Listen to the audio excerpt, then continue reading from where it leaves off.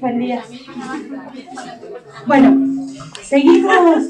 ¿Se escucha bien o muy fuerte? ¿Raro? Bueno, seguimos con el metabolismo de hidratos de carbono. Y hoy vamos a ver. La clase pasada vimos de glucosa a piruvato, ¿recuerdan? La glucólisis anaeróbica. Y ahora vamos a ver el catabolismo aeróbico del piruvato, ¿sí? Que recuerden ustedes que tiene de piruvato acetil-CoA, ¿sí? Y después el acetil-CoA que entra a Krebs y termina en dióxido de carbono y el agua que se genera en realidad en la cadena de transporte de electrones, ¿no es cierto? Con la reducción del oxígeno.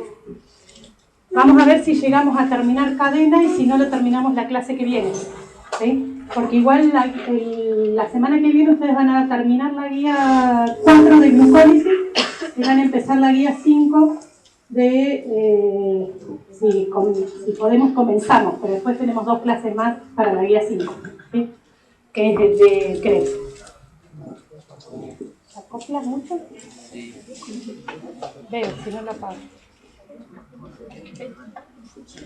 Bueno, el catabolismo aeróbico del piruvato entonces tiene la decarboxilación oxidativa del piruvato, que es un paso muy importante, es una sola reacción, pero es un paso fundamental para después, para que se genere el acetil-CoA que llega al ciclo de Krebs, y después la cadena mitocondrial de transporte de electrones acoplado a la fosforilación oxidativa, ¿sí?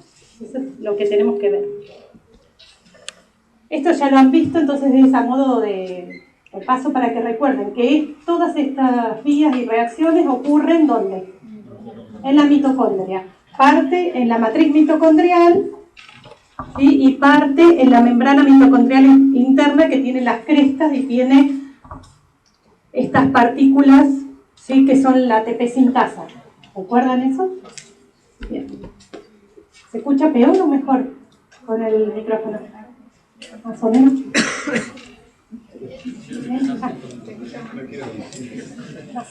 Bueno, para no forzar tanto la voz, pero sigo un poquito y después lo aparece.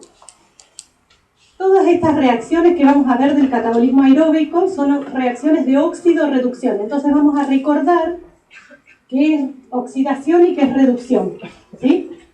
La reducción, ¿se acuerdan ustedes? ¿Lo vieron en química? La reducción es la ganancia de electrones. Cuando un átomo, o molécula o compuesto toma electrones, se reduce. En bioquímica, además de tomar electrones, podemos ver esa reducción como ganancia de átomos de hidrógeno entero, porque los átomos de hidrógeno tienen su electrón y su protón, ¿está bien? Y también disminución del número de enlaces que tienen con el oxígeno. Una molécula cuando tiene menor número de enlaces con el oxígeno, se reduce. Y por otro lado, la oxidación es al revés. Pérdida de electrones, pérdida de átomos de hidrógeno enteros o aumento del número de enlaces con el oxígeno. Por ejemplo,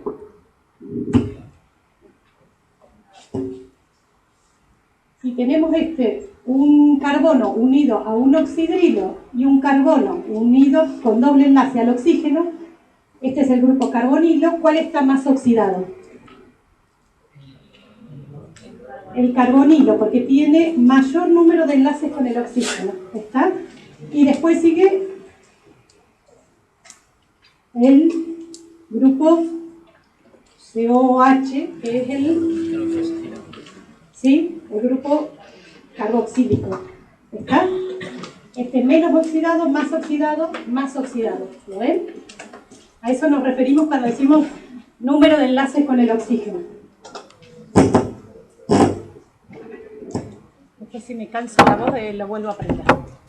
Hace ruido. Esto hay que tenerlo en cuenta porque a veces nos olvidamos y entonces decimos se reduce, se oxida. Y entonces en el catabolismo aeróbico del piruvato, ¿qué le está pasando a los carbonos del piruvato? ¿Qué les va a pasar? ¿Se van a oxidar o se van a reducir? oxidar. ¿Y quiénes se van a reducir? Los cofactores. Las coenzimas de óxido-reducción, ¿sí? Sí, que algunos son cofactores. Ahora lo vamos a ver. Entonces, ¿cómo se transfieren los electrones de una molécula a otra? Directamente como electrones. Los electrones nunca pueden quedar en el medio. No es lo mismo que los protones que pueden quedar en el medio, ¿sí? Entonces van directamente como electrones de una molécula a otra. O en forma de átomos de hidrógeno, ¿sí? O en forma de ion hidruro, que lo vamos a entender mejor cuando veamos ahora el NAD. Porque el ion hidruro es un protón y dos electrones, ¿sí? Entonces sería un átomo de hidrógeno que tiene su protón y su electrón y un electrón más, ¿sí? Y queda en el medio el protón sobrante. ¿Se entiende o no? Ahora después lo vemos en el NAD. Y también a través de la combinación directa con el oxígeno se puede, ¿sí? Puede haber transferencia de electrones en los enlaces que decíamos recién. Profe, Sí. ¿por qué dijo que en el ion hidruro el protón que sobra dice que queda en el medio y dice que los electrones no quedan en el medio?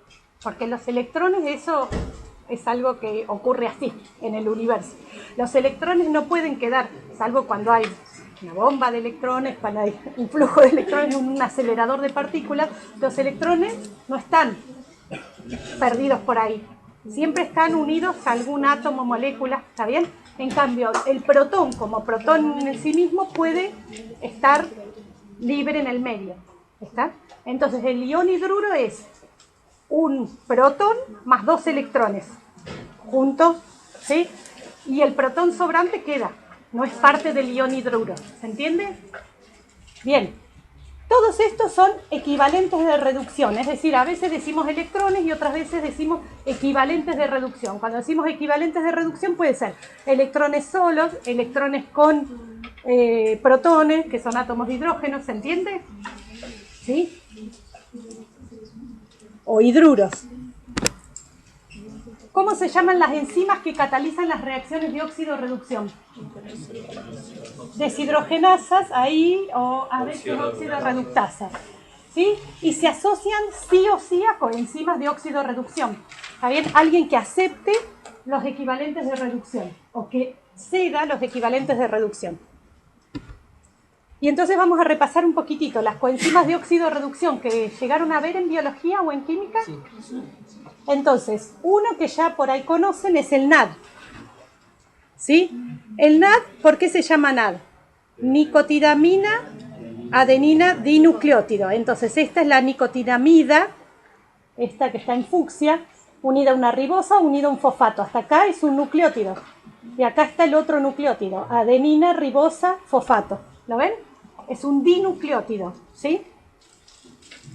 Les muestro para que sepan de qué estamos hablando, no es que tengan que saber escribir la fórmula.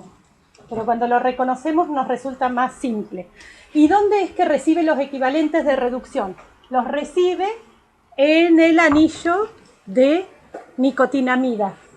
Acá, ¿lo ven en azul? ¿Sí? Recibe en realidad, ¿y qué recibe? Recibe un ion hidruro, es decir, un protón y dos electrones. Perdón, ¿dónde lo recibe? Acá. Perdón, que yo me... Si querés mirarlo en la computadora, que se ve. Ahí. ¿Lo ves? ¿Cómo? Nicotinamida es la base nitrogenada que recibe el... Bien. ¿Qué diferencia hay entre el NAD y el NADH entonces? El NAD está oxidado y el NADH está reducido. ¿Y por qué lo ponemos como NADH más protón? Porque el NADH recibió dos electrones y un protón y quedó el otro protón dando vueltas. ¿Se entiende? Bien. Y el NADH queda neutro porque el NAD oxidado tenía una carga positiva. Entonces un electrón fue a neutralizar esa carga positiva y después tomó un átomo de hidrógeno. ¿Se entiende? Bien. ¿Y qué diferencia hay con el NADP? Que en este oxidrilo de la ribosa, que está unida a la adenina, el NADP tiene un fosfato. ¿Sí? Profe, ¿por qué se pone NADH más H? Por eso, porque el NAD, cuando se reduce, el NAD más, cuando se reduce, ¿qué toma para reducirse? 2 electrones y un protón, es decir, un átomo entero de hidrógeno más un electrón. ¿De dónde sacó ese electrón? Del protón que queda. Y entonces, para equilibrar la reacción de óxido-reducción, en realidad es este NAD más, es como si hubiera tomado casi una molécula de hidrógeno, pero en realidad tomó un protón, 2 electrones, y el protón queda, es parte de la reacción. ¿Se entiende? Nada, está ahí, siempre hay concentración de protones en el medio, ¿no es cierto? Entonces siempre puede haber protones. Porque después no hay una bomba de protones. Sí. No. Siempre hay un conjunto y esto también, chicos, escuchen, las reacciones de óxido-reducción no influyen en el pH. ¿Está bien? No es que estos protones sean muchos. ¿Se entiende? Bien. ¿Cuál de esas 2 coenzimas participa más de las vías catabólicas? El NAD. ¿Y cuál más de las vías anabólicas? El NADP, ¿sí? Esa es una diferenciación. Y en las células está más concentrado el NAD oxidado y el NADP reducido. ¿Está bien? En las vías anabólicas. Después lo vamos a ver a lo largo de la materia. Entonces, en las células siempre está más concentrado el NAD oxidado de estos 2 y el NADPH, ¿sí? En el caso de esta coenzima. Esta otra coenzima de óxido-reducción también la conocen del ciclo de Krebs, ¿o no? Que es el FAD y el FMN, que parece una radio, pero es... Entonces, el FAD es flavin, adenin, dinucleótido. Es un dinucleótido también, que es este.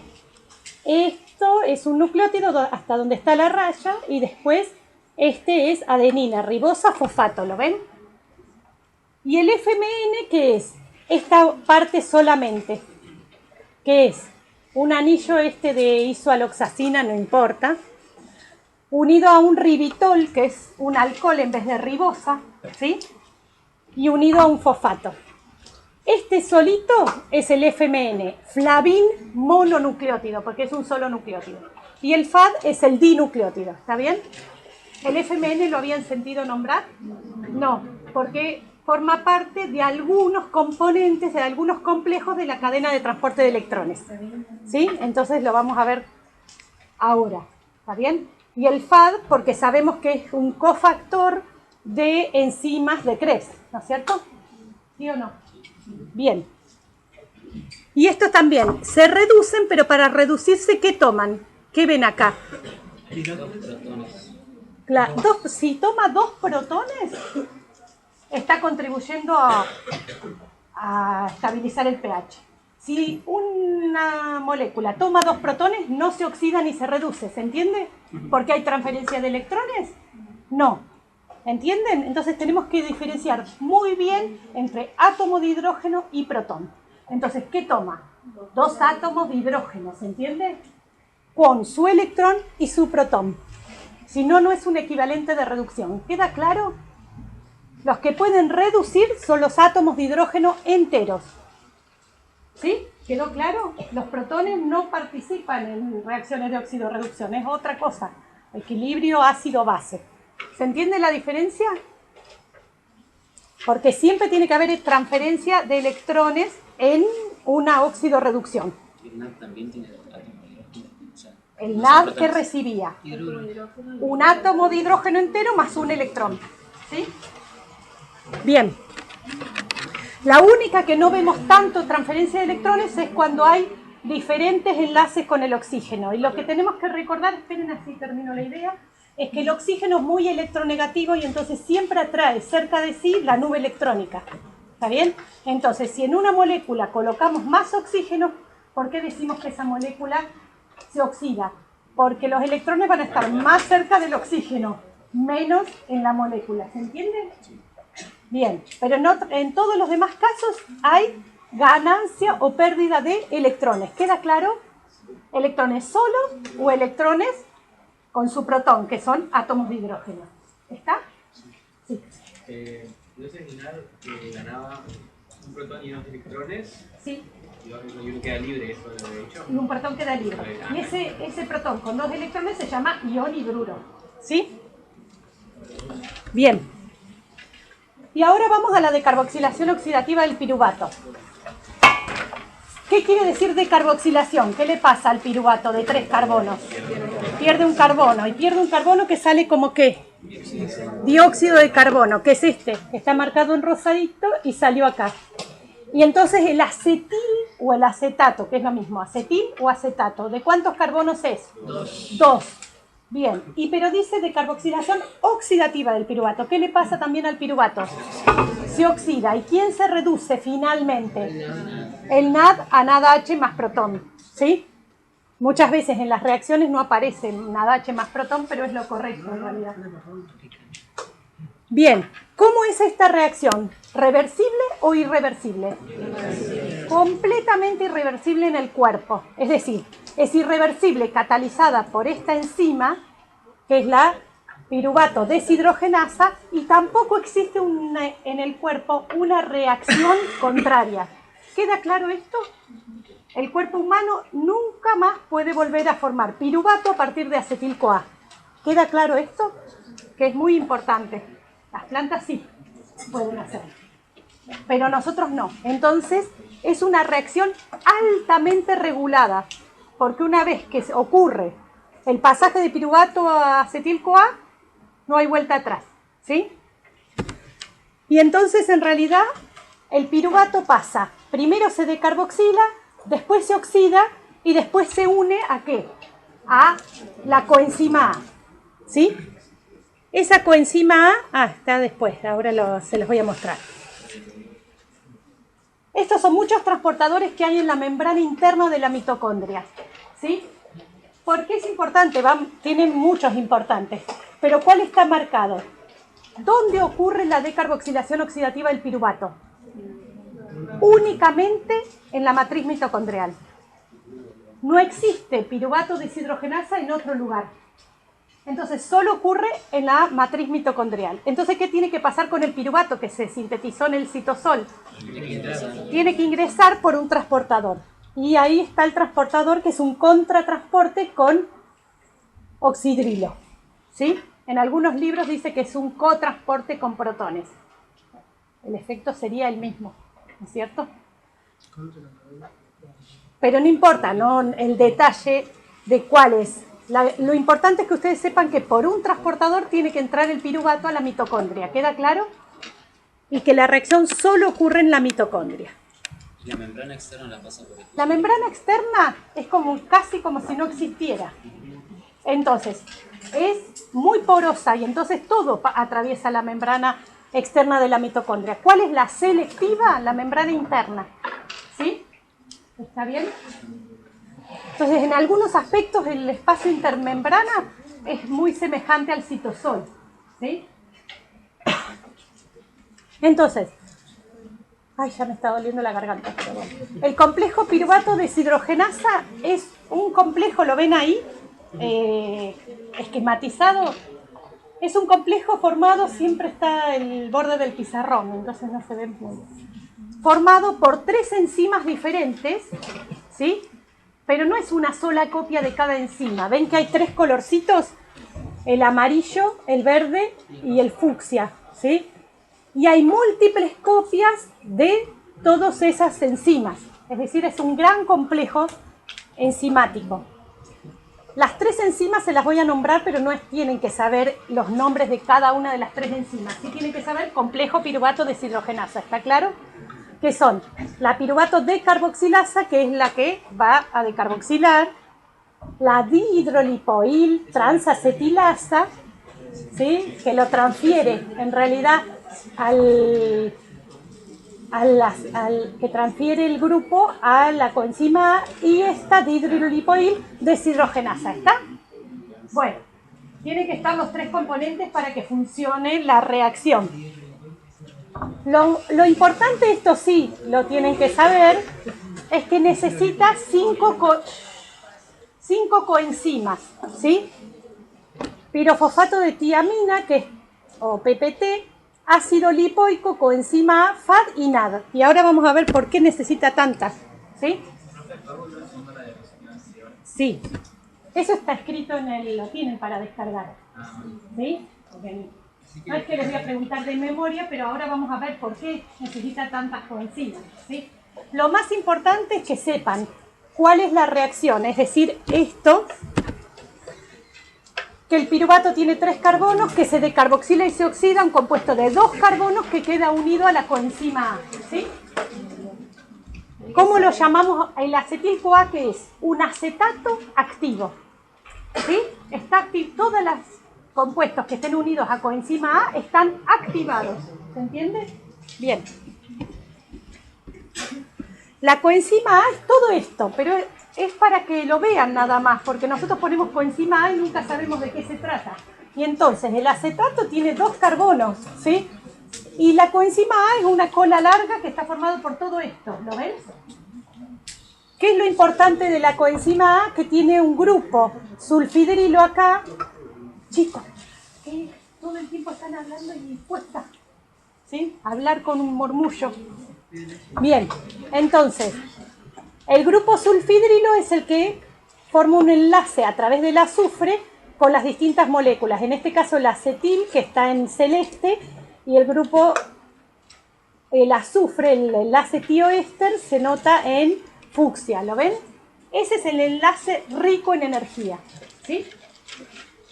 Es para entender eso nada más. Y estas son las etapas de la reacción que las vamos a ver para entenderlas también. Lo más importante es que entiendan la reacción y cómo se regula que viene después. ¿Queda claro? Entonces, lo que primero que pasa es que el piruvato se une a este TPP. Y si no se sientan más lejos porque están hablando todo el tiempo. Bien. Sí. Esta es la del complejo. Son las reacciones que ocurren en el complejo. Entonces, el piruvato se une a este que es TPP, que es una de las coenzimas, ¿sí? Que la función es unir el piruvato nada más. Ahí la enzima 1 la decarboxila y sale el dióxido. Después, ¿qué tiene que pasar? Se decarboxiló, pero se tiene que oxidar, ¿no es cierto? Y entonces se oxida, que no se ve mucho, me parece, se oxida el compuesto para después formar acetato. ¿Y quién se reduce? Se reduce este, que se llama el TPP, solo sostenía el piruvato. Esa es la función. El ácido lipoico, que es este que está acá, que tiene de un grupo, ¿sí? Un enlace entre 2 azufres, ¿sí? Que son grupos sulfidrilos oxidados. Ese va a recibir los átomos de hidrógeno y se va a reducir y la molécula se va a oxidar. Finalmente, acá ya en el paso 3, lo que pasa es que entra coenzima A y sale el acetil-CoA. Todas las otras reacciones son para regenerar el ácido lipoico que quedó reducido. ¿Sí? Entonces, por eso necesita tantas coenzimas, porque el ácido lipoico, que forma parte de la enzima 2, se reduce, pero ahora lo tengo que reoxidar para que siga funcionando la enzima. Y entonces, ¿lo ven acá el ácido lipoico reducido que tiene SH y SH? Bien, ese ácido lipoico reducido le cede los equivalentes de reducción al FAD, que está en la enzima 3. El FAD ahora está reducido, FADH2. ¿Y el FAD a quién se los va a ceder a los electrones? Al NAD. Que el NAD no está como cofactor unido, eso no se los dije. El NAD siempre es una coenzima de óxido-reducción soluble, quiere decir que se une transitoriamente, se acerca a las enzimas y después difunde, ¿no es cierto? En cambio, el FAD siempre está firmemente, covalentemente unido a una enzima. ¿Queda clara la diferencia? Bien. Y entonces acá, el FAD que estaba unido a la enzima 3 le cede los electrones al NAD para formar NADH. Entonces, lo importante de esta diapositiva, ¿qué es? Que primero se decarboxila, que después se oxida y se une a coenzima A y ya está, el acetil-CoA ya está listo. Lo que hay que hacer es regenerar la enzima que quedó oxidada. ¿Se entiende? Que quedó, reducida. ¿El ácido lipoico dónde se une? El ácido lipoico está unido a la enzima 2. ¿Sí? Pero eso es un detalle. Sí, no es tan importante, quiero llegar más a la regulación. La cuestión es que es como si fuera una pequeña cadena de electrones, ¿se entiende? Es, primero, a la enzima está unida una coenzima, que es el ácido lipoico, que recibe los equivalentes de reducción. Se los pasa al FAD, que está unido a otra parte de la enzima 3, y finalmente terminan en el NAD. ¿Queda claro? Entonces, ¿cuál es el producto de la reacción? Acetil-CoA, dióxido de carbono, NAD reducido. ¿Queda claro? Bien. Todos estos pasos son para regenerar la enzima, que primero se reduce cuando se oxida el piruvato y después se tiene que reoxidar. ¿Eso quedó claro? Eso es lo que les tiene que quedar claro de esto. Uy, esto tiene mucho escrito, así que después vamos a ir a la figura. Y ahora empezamos con la regulación del complejo. A grandes rasgos, para entenderlo, tiene regulación alostérica y covalente. En la alostérica está inhibida por, miren acá, NAD reducido y acetil-CoA. ¿Quiénes son? Eso, son los productos directos de la reacción, ¿no es cierto? Bien. Y el ATP es el producto final de la vía, ¿no es cierto? Bien, porque todo el ciclo de Krebs y la cadena de transporte de electrones va a generar finalmente ¿qué? ATP. Entonces, es simple recordar quiénes son los inhibidores. El ATP, ¿sí? Como que lo vimos de inhibidor también de la glucólisis, ¿recuerdan? Bien, o de modulador alostérico de algunas enzimas. El NADH, que es el que se genera en esa reacción, y el acetil-CoA. ¿Está claro? Si se acumula acetil-CoA, se frena la reacción. Si se acumula NADH, se frena la reacción, no solo porque es un modulador alostérico negativo, sino porque necesita NAD oxidado. ¿Se entiende? Sí. ¿Quién? Sí, no está determinado bien el sitio. Ahora vamos a ver, además, que es más complejo. En realidad dice que se une alostéricamente al complejo, no define si es en la enzima 1, 2 o 3. Y por otra parte, ahora vamos a ver la covalente, y también estos moduladores tienen efecto sobre la regulación covalente. Ahora lo vamos a ver. ¿Quedó claro quiénes los inhiben? Que es más importante que quiénes los activan, ¿sí? Activada por una baja de la carga energética, ¿está bien? ADP y AMP, no salen todos los libros. Algunos libros también dicen que es activada por la concentración de piruvato, ¿sí? Y la concentración de NAD oxidado, ¿está? Entonces, lo que importa en realidad son las relaciones. ¿Se acuerdan que yo les dije que en bioquímica importan las relaciones? Entonces, va a ser importante para esta enzima la relación ATP-ADP. ¿Y qué otra relación va a ser importante? La H, la Claro, que la pueden ver así o de la otra forma, escrita. Pero esta relación también es importante. Si sube esta relación, disminuye la actividad del complejo. Si también es alta esta relación, disminuye la actividad del complejo. Si baja esta relación, es decir, que está más concentrado el denominador, entonces se activa el complejo. ¿Queda claro? Sí. La reacción del Bien. FAD. ¿Cómo? ¿Lo influye? La reacción de los FADs.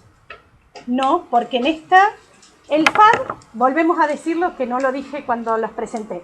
El FAD es un cofactor firmemente unido a la enzima.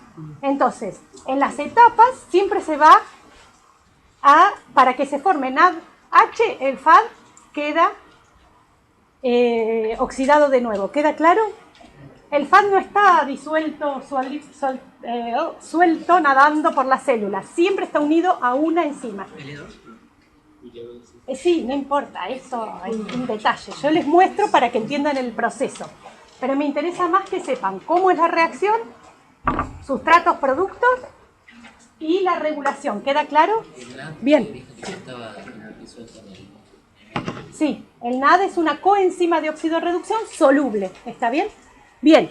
Otra cosa mucho más importante, en realidad, es que tiene regulación covalente por fosforilación y desfosforilación.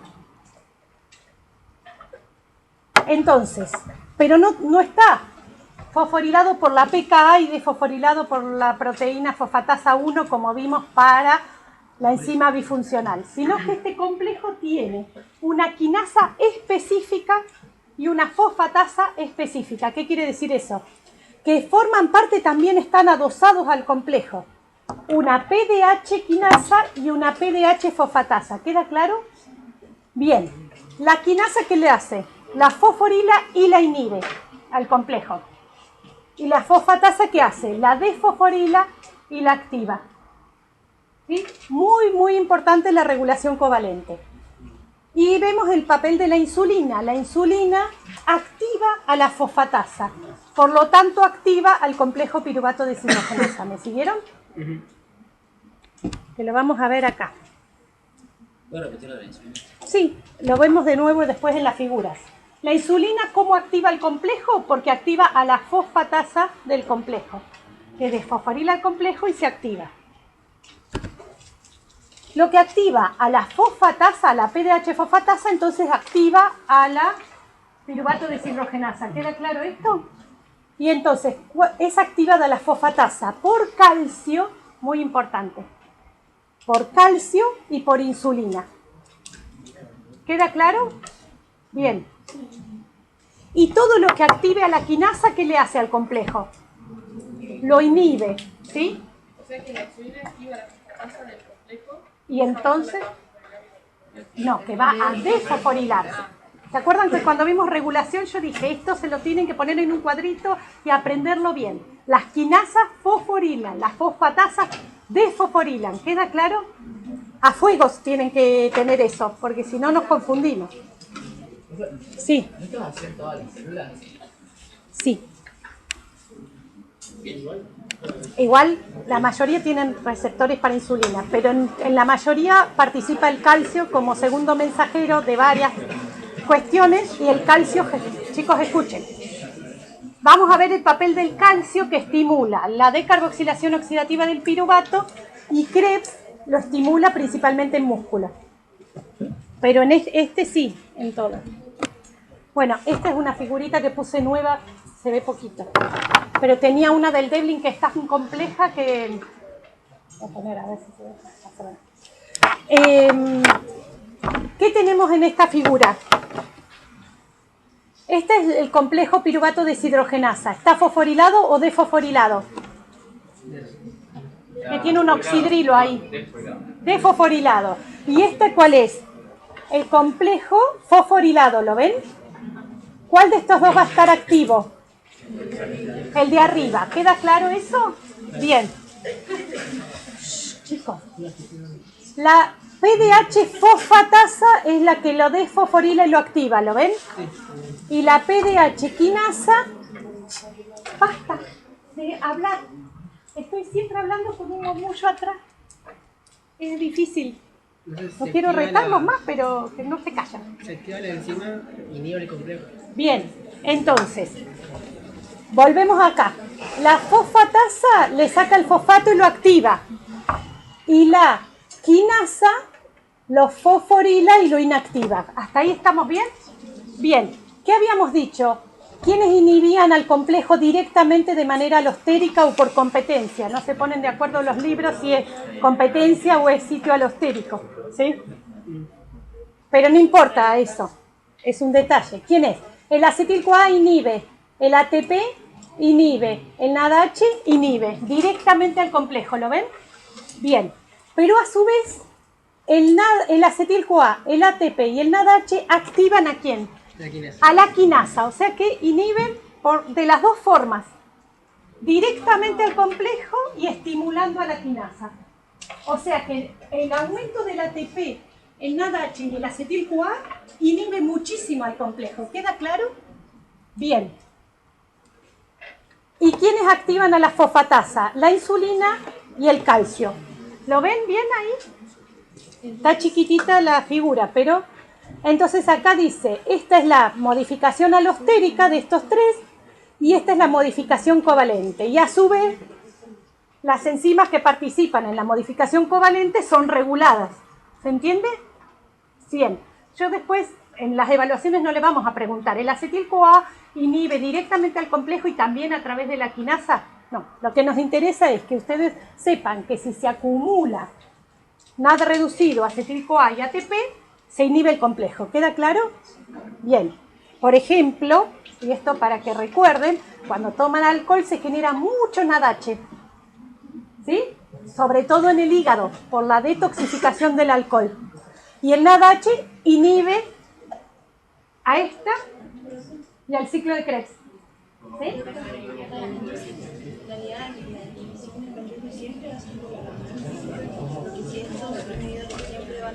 Sí, escuchen, la modificación covalente es sumamente importante, pero entonces va a estar en conjunto cuando aumenta el NADH, el ATP y el acetil-CoA, inhiben directamente y también va a haber inhibición covalente, ¿se entiende? O sea, inhiben de manera alostérica y de manera covalente.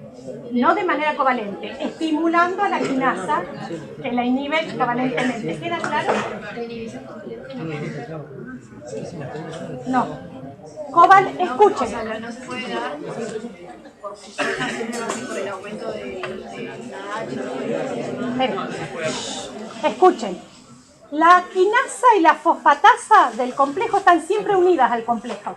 Entonces, ¿cuándo van a estar activas?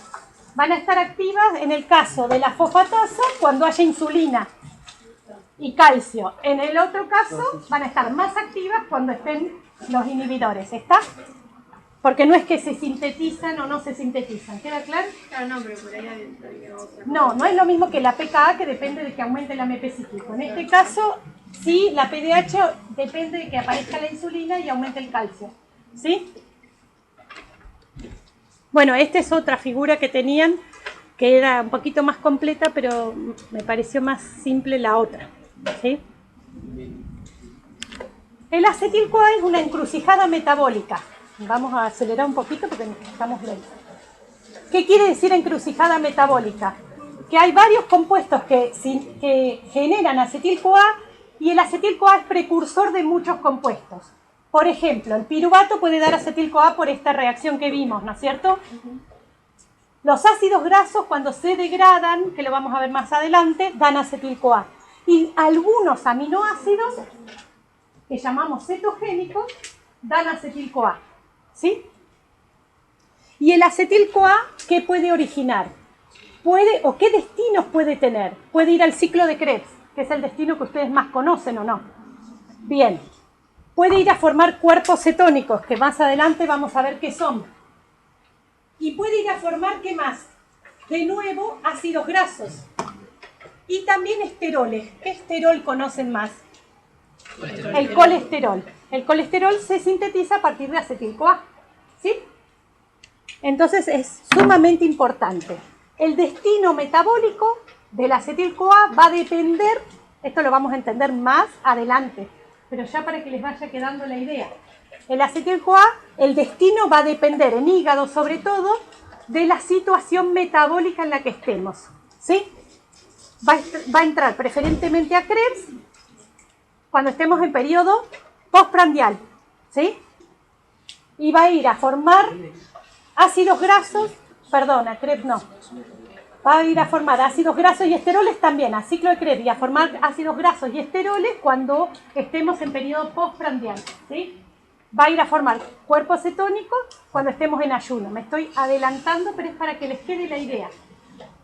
Que no siempre todos los destinos de una molécula o de un compuesto están disponibles en toda situación metabólica. ¿Queda claro eso? Bien. Y ahora vamos a Krebs, que lo conocen bien, ¿o no? Claro, que vamos a ver las cosas importantes de Krebs. Lo mismo que en glucólisis. Chicos, escuchen. No me interesa que reciten todos los pasos, pero sí que comprendamos bien el proceso, ¿sí? El acetil-CoA entra a Krebs uniéndose ¿con quién? Con el oxalacetato. ¿Cuántos carbonos tiene el oxalacetato? 4. Genera citrato. ¿Y qué le pasa? Ahora lo vamos a ver lo de los carbonos en la próxima diapositiva. Pero ¿qué le pasa al acetil o al acetato del acetil-CoA en Krebs? ¿Qué le pasa a los dos carbonos? Bien. Se van a oxidar completamente a dióxido de carbono, no en la primera vuelta, pero no importa. Pero En definitiva, ¿qué pasa en Krebs? Se oxidan los dos carbonos del acetato y salen como dióxido de carbono. Cuando ponemos la ecuación general del catabolismo aeróbico de la glucosa y ponemos dióxido de carbono, ¿de dónde salen los carbonos de los dióxidos de carbono? ¿De qué vías? Del ciclo de Krebs y qué más, de la decarboxilación oxidativa del piruvato. ¿Está claro? Y ahí tenemos los 3 carbonos del piruvato. Si multiplicamos por 2 tenemos los 6 carbonos de la glucosa. ¿Queda claro? Bien, entonces salen 2 dióxidos de carbono de los 2 carbonos del acetil que entraron. ¿Y esto por qué dice electrones, electrones, electrones que van a la cadena de transporte de electrones después? Porque se reducen las coenzimas. ¿Se acuerdan que los electrones no pueden ir así flotando y llegar a la cadena? Tienen que unirse a una coenzima. ¿Queda claro? Que se generan ¿cuántos NAD reducidos? 3. ¿Y cuántos FAD reducidos? 1 por vuelta. ¿Está? Ahora vamos a ver dónde está. Y ahora sin las fórmulas vemos esto. Los 2 carbonos del acetil-CoA se unen a los 4 carbonos del oxalacetato formando un compuesto de 6 carbonos. ¿Queda claro eso? Que son el citrato que se transforma en isocitrato. ¿Sí? ¿Qué le pasa al isocitrato? Se decarboxila y se oxida, formando un compuesto de ¿cuántos carbonos? 5, que es el alfa-cetoglutarato. Y ahí obtenemos una coenzima reducida y un dióxido. ¿Sí? Ahora lo vemos bien completo con las fórmulas, pero verlo así es más simple. ¿Qué le pasa al alfa-cetoglutarato de 5 carbonos? Se decarboxila y se oxida, generando un compuesto de 4 carbonos, ¿sí? Otro NAD reducido y otro dióxido. ¿Qué le pasa a este succinil-CoA?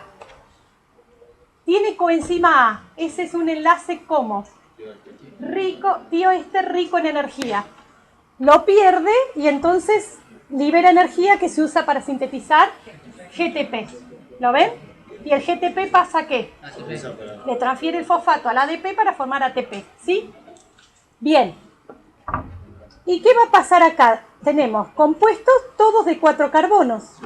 Todas estas reacciones van a hacer que regeneremos ¿qué? El oxalacetato. Y entonces pasamos de succinato a fumarato. Ahora vamos a ver qué le pasa a las moléculas en la próxima diapositiva. Cuando pasamos de succinato a fumarato generamos FAD reducido. El fumarato se hidrata solamente a malato y el malato se vuelve a oxidar a oxalacetato generando NAD reducido. ¿Está? Esa es la síntesis del ciclo de Krebs. Se genera un compuesto de 6 carbonos, se decarboxila, se oxida a uno de 5, que se decarboxila y se oxida a uno de 4. Y después hay 2 oxidaciones más. ¿Está claro? Bien. Y acá tenemos con todo. ¿Sí? Está chiquito, pero bueno. Yo no veo nada porque veo poco de lejos. ¿Ustedes lo ven? ¿O más o menos? No, ahora, siempre que les dije. La que se pone a hablar a las 3. Bien. Tienen que entender, esto que les dije antes, tienen que entenderlo. Que los 2 carbonos del acetil salen como dióxido de carbono, ¿está claro? Que se generan 3 NAD reducidos y un FAD reducido que genera ATP por fosforilación a nivel del sustrato. Que fosforilación a nivel del sustrato es sin involucrar una ATP sintasa de la fosforilación oxidativa. ¿Queda claro? Y que ya la vimos en la glucólisis. ¿Está? Bien.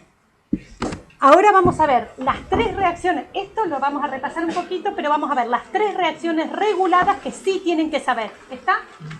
Bien. Y después la succinato deshidrogenasa vamos a hablar un poquito, porque la succinato deshidrogenasa, a ver si alguien lo sabe antes de que yo lo diga. ¿Quién es la succinato deshidrogenasa? Es el complejo... Ah, pensé que lo decía. No, es el complejo 2 de la cadena de transporte de electrones. Es lo mismo. Ahora lo vamos a ver bien. Bueno, es como si estuviera el ciclo unido a la membrana en ese punto. Después lo vamos a ver. Bueno, entonces, acá vemos que la citrato sintasa, chicos, cállense. La citrato sintasa une oxalacetato con acetil-CoA. sale la coenzima A y en realidad une el acetil, ¿no es cierto? Esa es una síntesis, pero ¿por qué no hay gasto de energía? Porque la coenzima A, al liberarse, libera la energía. Se rompe ese enlace rico en energía y me da la energía suficiente para unir oxalacetato con el acetato. ¿Qué es lo importante? Esta es la primera reacción regulada irreversible, ¿sí?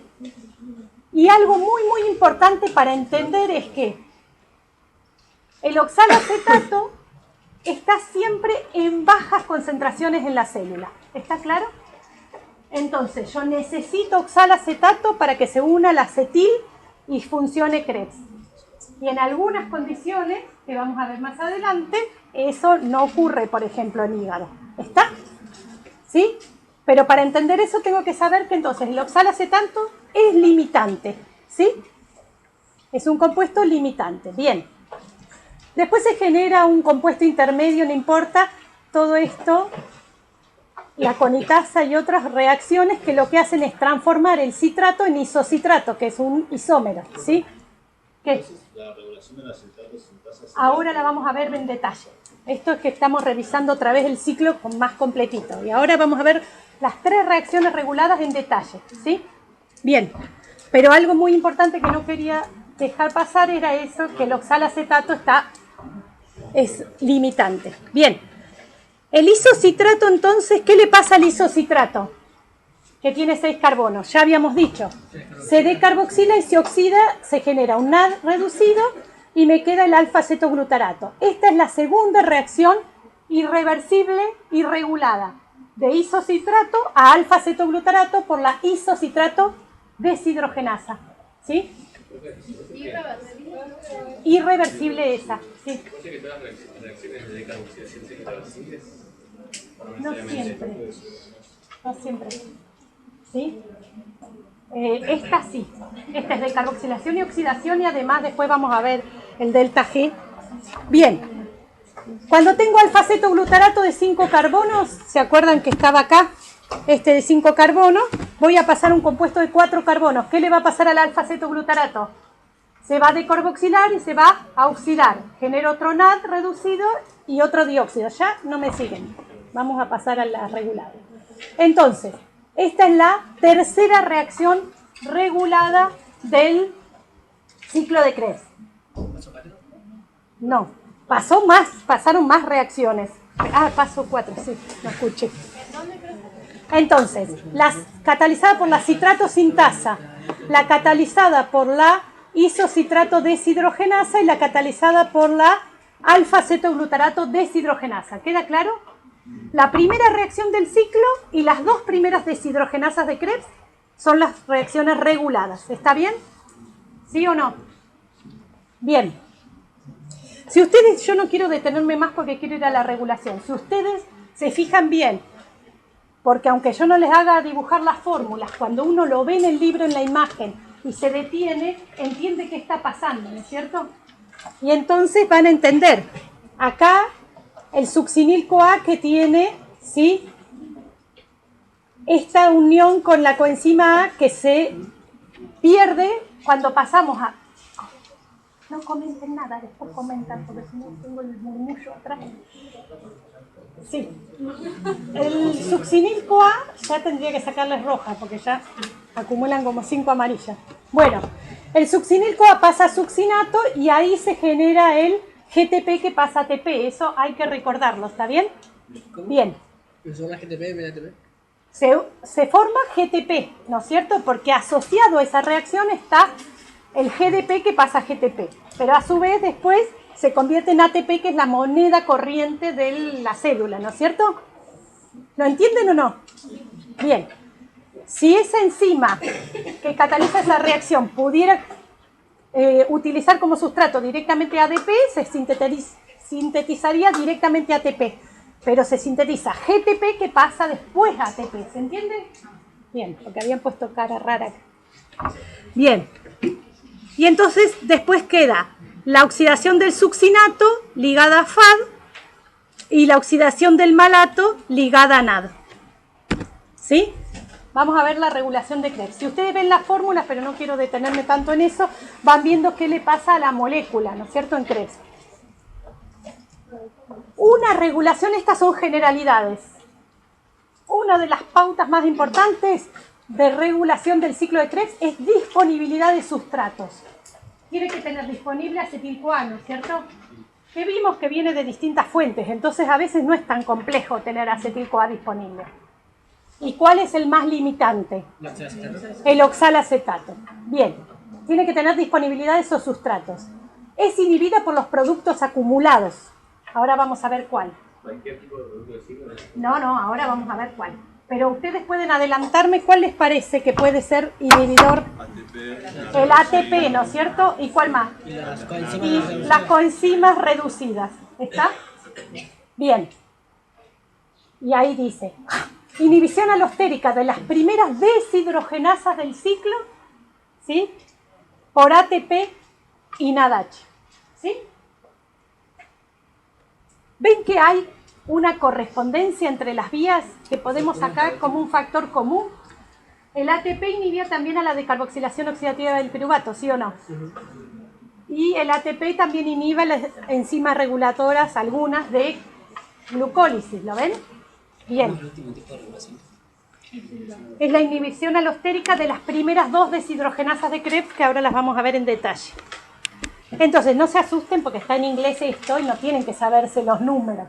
Pero miren ahí, ¿cuáles son las tres enzimas reguladas? El delta G en condiciones reales de todas las demás enzimas de Krebs es semejante a 0, ¿lo ven? Sí. ¿Quiere decir que esas reacciones son reversibles o irreversibles? Reversibles. Reversibles, porque yo puedo revertir el signo, ¿sí?, del delta G en condiciones reales y puedo hacer que vaya para un lado o para el otro, esas pequeñas reacciones. Pero las tres irreversibles, ¿cuáles son? La de la citrato sintasa, que el delta G es negativo, la de la isocitrato deshidrogenasa, que es negativo, y la de la alfa-ceto deshidrogenasa. ¿Queda claro cuáles son las enzimas regulatorias?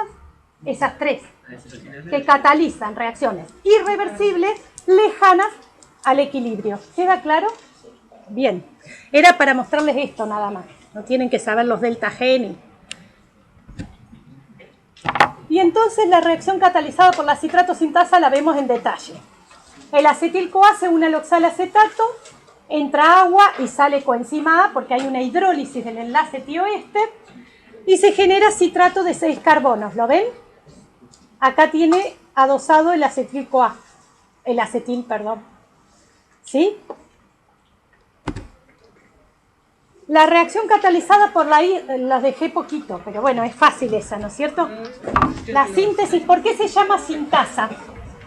Porque sintetiza una y dos. Bien, ¿y por qué no se llama sintetasa? Porque no gasta ATP. Porque no gasta ATP, ¿está? Son disquisiciones, si se confunden en eso no importa, porque algunos libros la hacen en el detalle y otros no. ¿Y por qué no gasta ATP en esta síntesis? Porque el acetato, ¿cómo estaba? Activado con coenzima A. ¿Queda claro? Bien. La isocitrato deshidrogenasa toma el isocitrato y lo ven ahí, el grupo carboxílico tiene 3 grupos carboxílicos. Por eso se llama ciclo de Krebs o de los ácidos tricarboxílicos. ¿Sí? Bien. Entonces, el que está en celestito, que es el del carbono 2, es el que va a liberarse como dióxido. ¿Lo ven? Acá hay algo que les quiero aclarar, que dice NADP, pero en realidad la coenzima es NAD que pasa a NADH, ¿sí? Eso se refiere a otra enzima que puede estar en el citosol que puede usar NADPH, pero no la vamos a ver en detalle, ¿sí? Entonces la coenzima es NAD que pasa a NADH. Esta es la enzima regulatoria más importante de Krebs. La isocitrato deshidrogenasa, que es la primera deshidrogenasa del ciclo. ¿Queda claro? La otra porque es la primera reacción del ciclo y esta es la primera deshidrogenasa del ciclo. Y después, no, ahora les muestro los pasos, pero bueno, no importa, lo vemos rapidito. Entonces, primero se oxida, ¿sí? ¿Lo ven Este carbono se oxida a grupo carbonilo y después se decarboxila que sale como dióxido. Entonces, primero se oxida, después se decarboxila, es un detalle. El Pero... anterior es Reversible esa. No, por eso, esta, lo que le subí en el teórico, yo ahí le borré, pero quedó mal. Está como si fuera reversible, pero recuerden que es irreversible. ¿Es por qué? Porque ponen, la reversible es la que está en el citosol. Y entonces la figura mostraba esa, ¿sí? Tengo que buscar otra figura de otro libro que no tenga para que no confunda. ¿Queda claro? Esta reacción es totalmente irreversible. Y después, ¿qué nos queda? La tercera enzima regulatoria, que es la alfa-cetoglutarato deshidrogenasa. Que el sustrato, ¿cuál es? Alfa-cetoglutarato, y que genera succinil-CoA. ¿Sí? La oxidación del alfa-cetoglutarato me da la energía suficiente para generar otro compuesto de alta energía, que es el succinil-CoA. ¿Sí? Que después, cuando se pierda el CoA, me va a dar GTP. ¿Queda claro? Bien. Y este es un complejo de 3 enzimas, a ver si les suena. Es un complejo de 3 enzimas y 5 coenzimas. Y las 5 coenzimas son TPP, coenzima A, ácido lipoico, FADinal. ¿A qué les suena? Claro, a la piruvato deshidrogenasa. Es muy semejante como complejo. Bien. Y acá está la regulación, chiquitita. Después la vamos a ver en detalle. Y entonces, tenemos para repasar de piruvato acetil-CoA por el complejo piruvato deshidrogenasa. ¿Quién lo inhibía? ATP, NADH, acetil-CoA. Y los ácidos grasos, que no se los dije, pero también. ¿Sí? Si quieren anotarlo, porque después cuando veamos integración metabólica es importante. ¿Sí?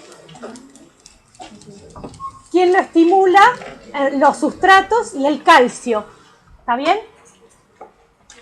¿El calcio cómo estimulaba el complejo piruvato deshidrogenasa? Activando la fosfatasa. ¿Se acuerdan? Bien, porque esto es regulación alostérica nada más muestra.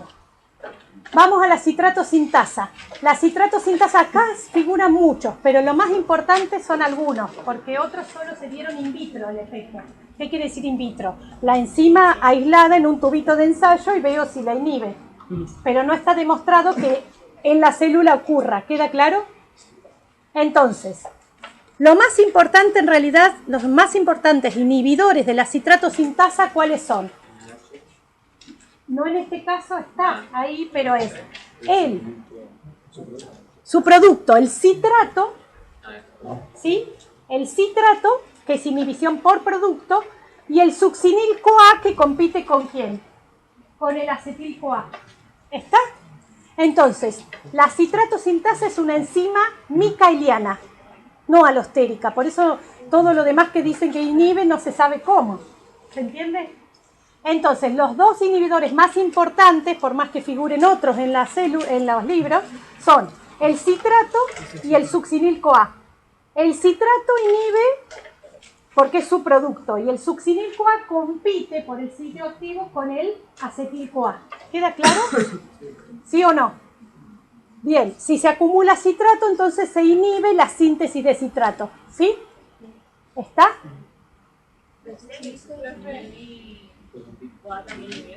El succinil-CoA también la inhibe porque compite. Si se acumula succinil-CoA es que está parado el complejo 2 de la cadena, ¿sí o no?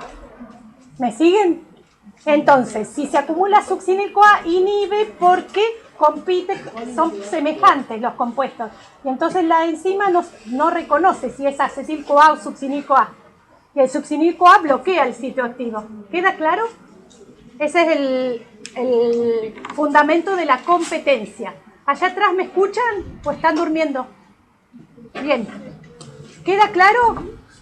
Después aparece en el ATP el NADH porque se vio que en el tubito de ensayo lo inhibe, pero no está probado en las células. Entonces nosotros vamos a hacer hincapié solamente en el citrato y en el succinil-CoA. ¿Queda claro? Bien. ¿Cómo van? Son las 10.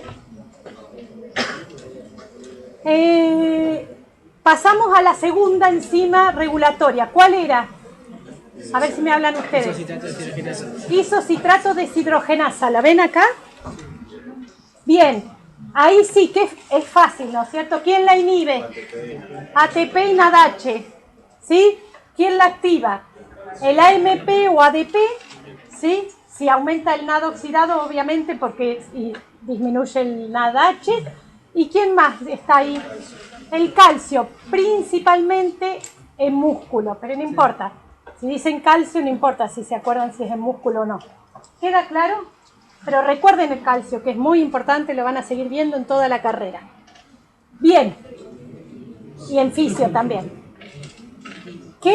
¿Cómo se regula la alfa-cetoglutarato deshidrogenasa?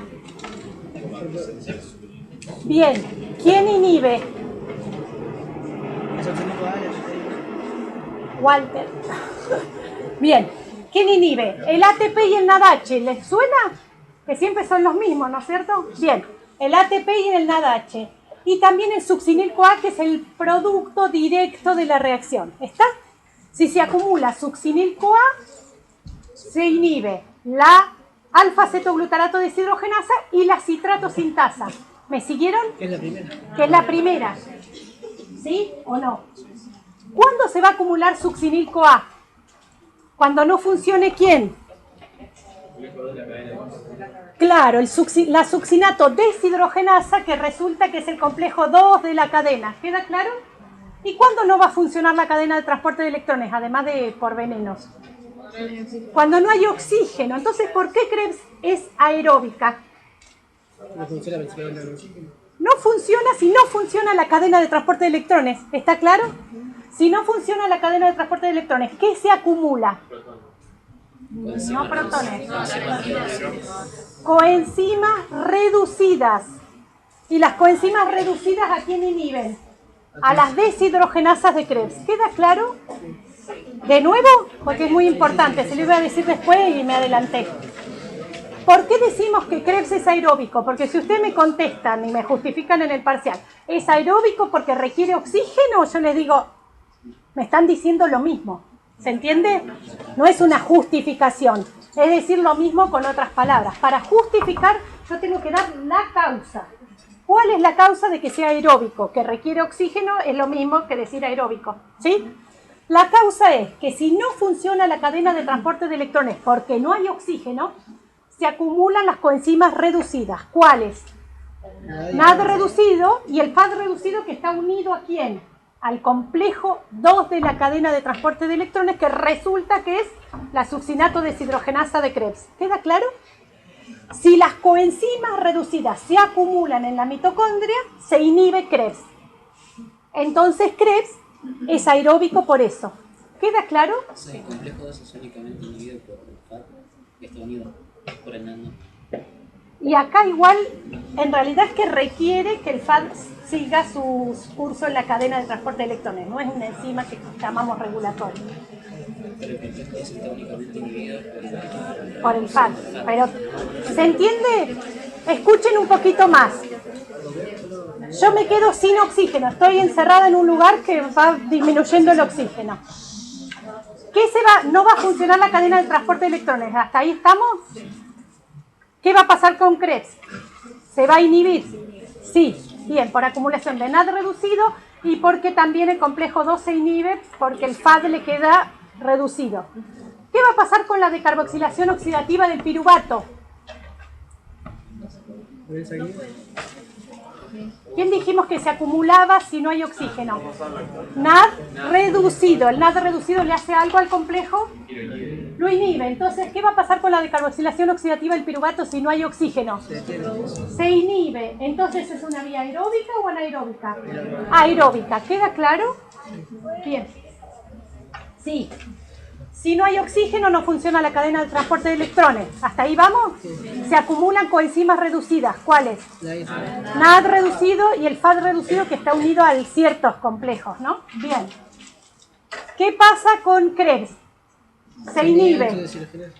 ¿Qué pasa con el piruvato deshidrogenasa?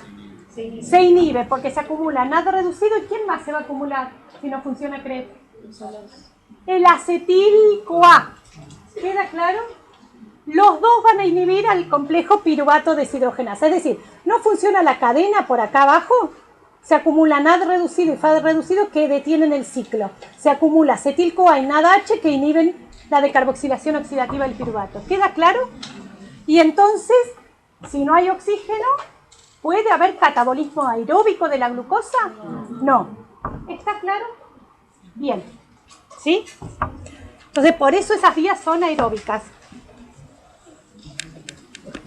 ¿Eso quedó claro? Sí. Bien. El ciclo de Krebs decimos que es anfibólico. Ya sabemos que es catabólico porque es la vía catabólica de los carbonos que quedan del acetato, ¿sí o no? Sí. ¿Sí? ¿Me siguen o no? Sí. Respiren, oxigenen la cabeza y seguimos. Y sí, porque estoy hablando, después salgo y estoy agotada del teórico, pero ustedes de escuchar se agotan también, ¿no es cierto? Bien. ¿Qué quiere decir que sea anfibólico? ¿Lo vieron en biología? Bien, que participa en vías anabólicas y catabólicas. ¿Catabólicas de qué? ¿Los carbonos de qué que les dije recién? Del acetil. Perfecto. ¿Y las vías anabólicas por qué? Porque vuelve a formar el oxaloacetato. Por ejemplo, el oxalacetato puede ir a un aminoácido que se llama aspartato, que da origen a purinas y pirimidinas, que son, ¿cuáles? Las bases nitrogenadas del ADN, ¿no es cierto? Bien. También el oxalacetato, por una vía que todavía no vamos a ver, puede dar glucosa de nuevo, ¿sí? El succinil-CoA puede dar porfirinas, por ejemplo, el grupo hemo. ¿Han visto el grupo hemo? Bien. ¿Sí? De la hemoglobina y de las hemoproteínas que vamos a ver ahora en la cadena.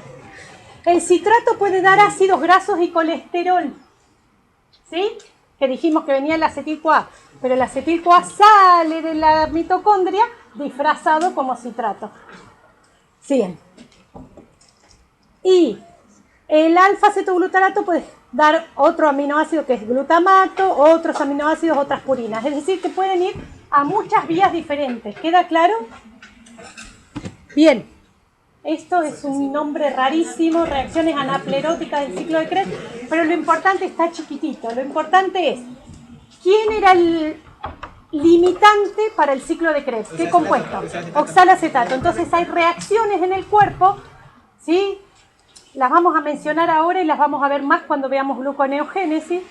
Hay reacciones en la misma mitocondria que generan oxalacetato, porque si no me quedo enseguida sin oxalacetato. ¿Queda claro? Estas son estas reacciones. Y una es de piruvato a oxalacetato. ¿Piruvato cuántos carbonos tiene? 3. ¿Y el oxalacetato? 4. Entonces, ¿qué le tiene que pasar al piruvato? Tiene que carboxilar. Te tiene que carboxilar. Entonces, la piruvato carboxilasa y ¿sí? Genera, a partir de piruvato, oxalacetato. ¿Queda claro? Bien. Otro es fosfonol piruvato, que ¿se acuerdan? ¿No les suena de la glucólisis? El fosfonol piruvato era el que después era sustrato de la piruvato quinasa y generaba piruvato en la última reacción, ¿sí? Bien. Ese fosfonol piruvato también puede carboxilarse a oxalacetato, ¿sí? Con gasto de GTP.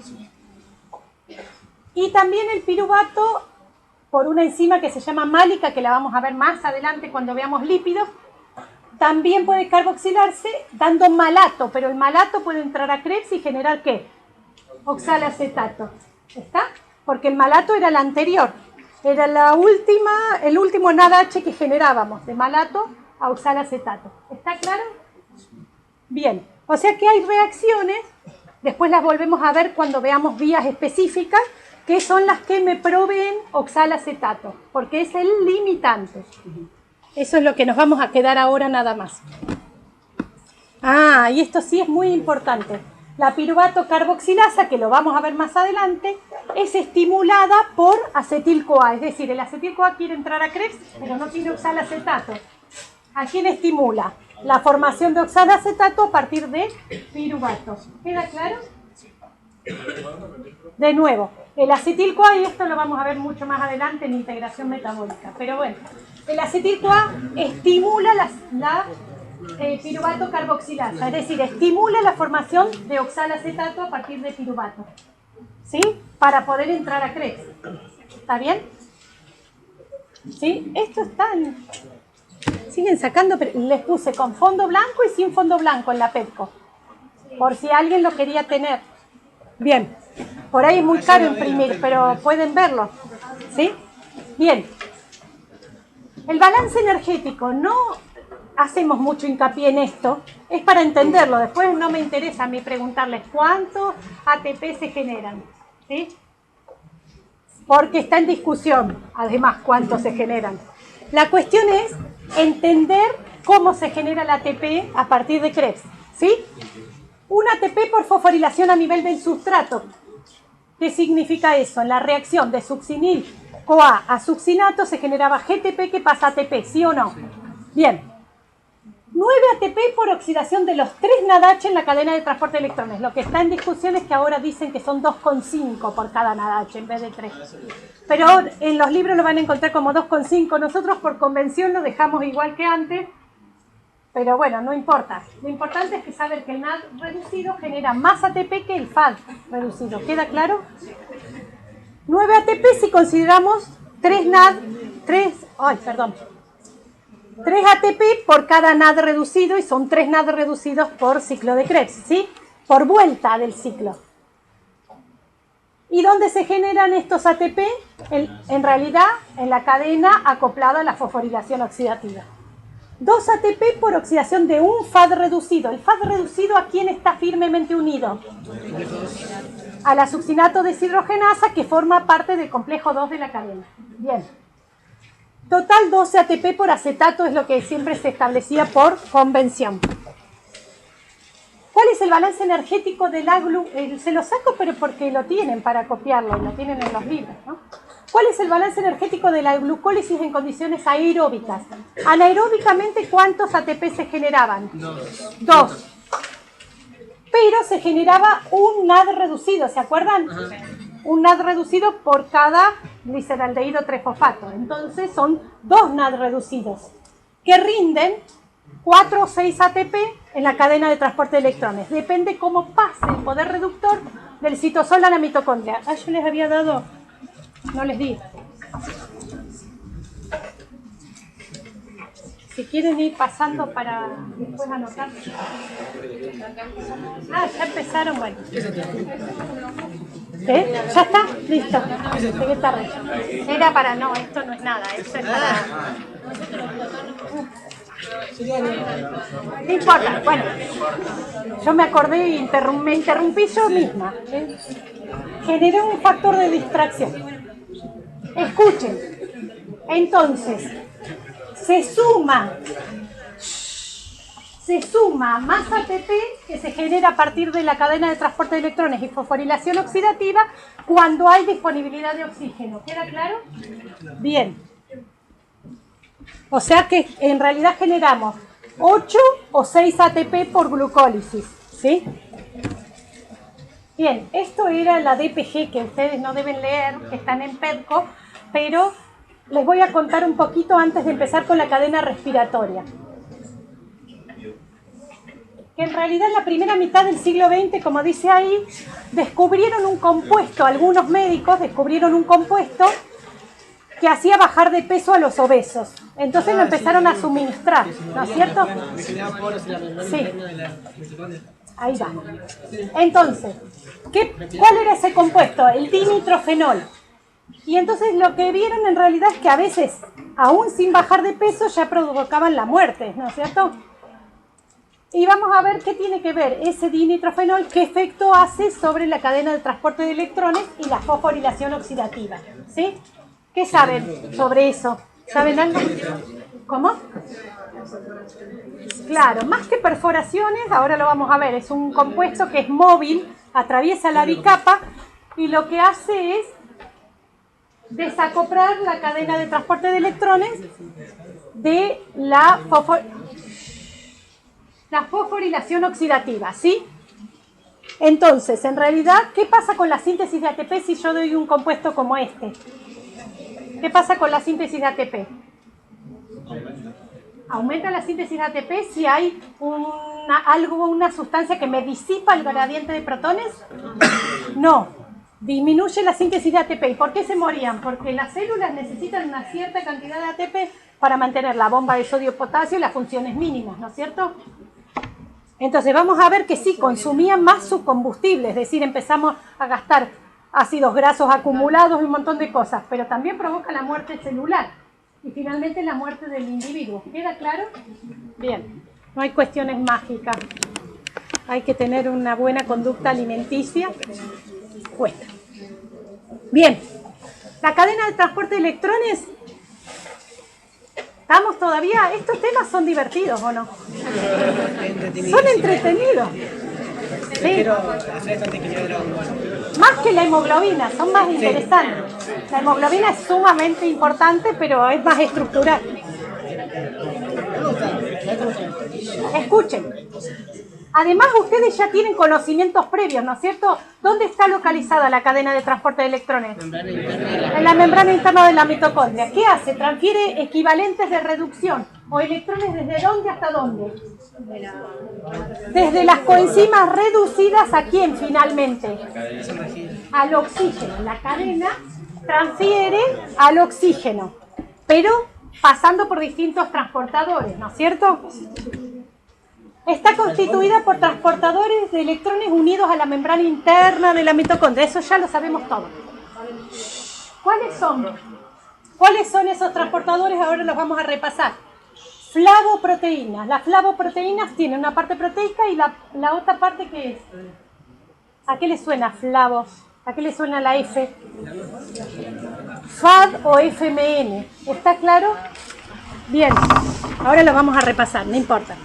La ubiquinona, las proteínas ferrosulfuradas y los citocromos. Todo eso lo vamos, no tienen que aprenderse las estructuras, pero vamos a repasar porque después lo van a leer en los libros, ¿no? ¿Cómo están ordenados los transportadores? Y esto es sumamente importante y vamos a ver qué es el potencial de reducción ahora en un ratito. Están ordenados de acuerdo al potencial de reducción creciente. Es decir, si están ordenados de acuerdo a un potencial de reducción, que es un valor, bien, de menos electronegativo a más electronegativo. ¿Y cuál será el que tiene mayor potencial de reducción? El oxígeno. Si están ordenados en potencial de reducción creciente, el oxígeno es el último aceptor final de electrones, es el que más potencial tiene. Y forman complejos multienzimáticos. ¿Está bien? Muchas cadenas proteicas en esos complejos. Esto ya lo vimos, pero recuerden, tenemos que recordar, la reducción es ganancia de electrones, es decir, un transportador recibe los electrones, ¿qué le pasa? Se reduce, le da los electrones al próximo, ¿qué le pasa? Se oxida. ¿Queda claro? Bien. ¿Cuáles son las coenzimas de oxidorreducción? El NAD, el FAD, el FMN, ¿sí? Bien, por eso, pero se los di, no, ya sé. ¿Por qué no lo vemos? Y no lo vamos a ver mucho acá. Está formando parte en el medio de algunos complejos, ¿sí?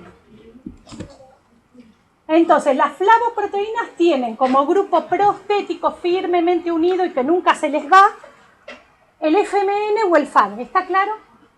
¿Sí o no? Bien. El potencial de reducción de esos grupos depende del entorno proteico. ¿Se entendió lo que dije? ¿O es chino? Ahora vamos a ver qué es el potencial de reducción, pero dijimos que estaban ordenados de manera que el potencial de reducción va aumentando, ¿sí? La avidez por los electrones va aumentando. Entonces, el FMN y el FAD siempre son lo mismo, pero si están asociados a una proteína pueden tener un potencial de reducción, si están asociados a otra proteína puede cambiar un poquito el potencial de reducción. ¿Queda claro eso? Bien. ¿Y las proteínas ferrosulfuradas qué tienen? Tienen centros ferrosulfurados que son esos, tienen distintas estructuras como se ven ahí, cristalina, de hierro y azufre, ¿sí? ¿Quién es el que va a recibir los electrones y cederlos? El hierro, ¿sí? Bien, entonces todos los complejos tienen un poquitito de cada uno de los transportadores. Después lo vamos a ver. Esto es muy estructural, pero es para introducir.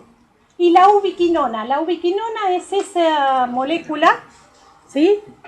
Que es semejante, tiene un anillo bencénico, ¿lo ven? Y el R que está acá, chiquitito, en realidad es una cadena de 50 carbonos. pero este compuesto es un compuesto hidrofóbico que se mueve libremente por la bicapa lipídica. ¿Está claro? No es un complejo multienzimático proteico. ¿Está? ¿Y cómo se reduce la ubiquinona? ¿Qué recibe? ¿Lo ven ahí? Estos dos oxígenos unidos por doble enlace a carbono pueden recibir un átomo de hidrógeno cada uno. ¿Queda claro? Entonces recibe electrones y protones, es decir, átomos de hidrógeno enteros. ¿El hierro qué va a recibir? ¿Solo qué? Electrones. ¿El NAD qué recibe? Un átomo de hidrógeno y un electrón más. Bien, el hidruro.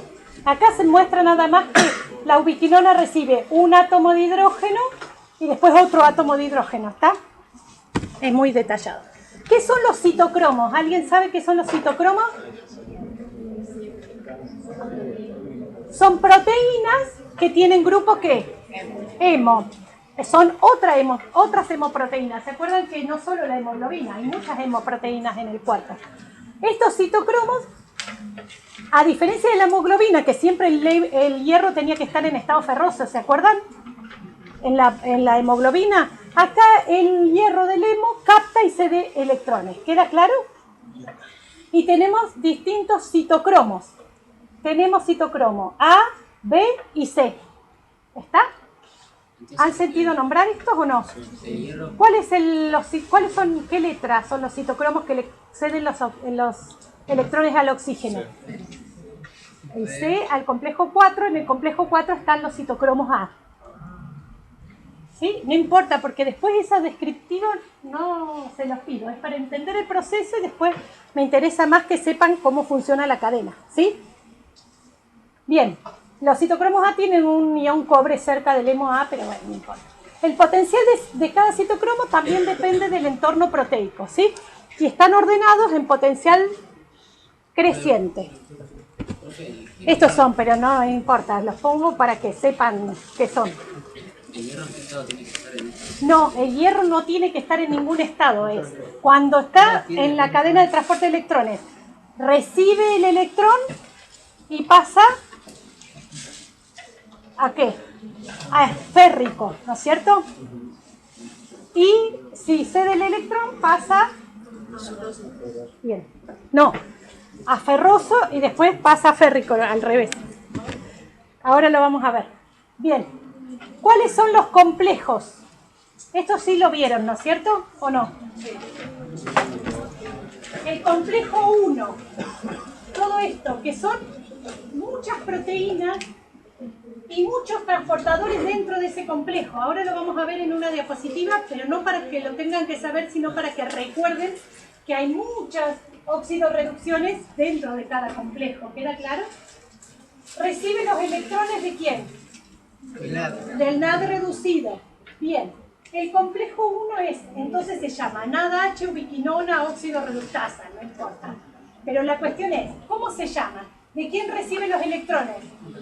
Del NAD reducido. ¿Y a quién se lo cede? A la ubiquinona. ¿Que dónde está?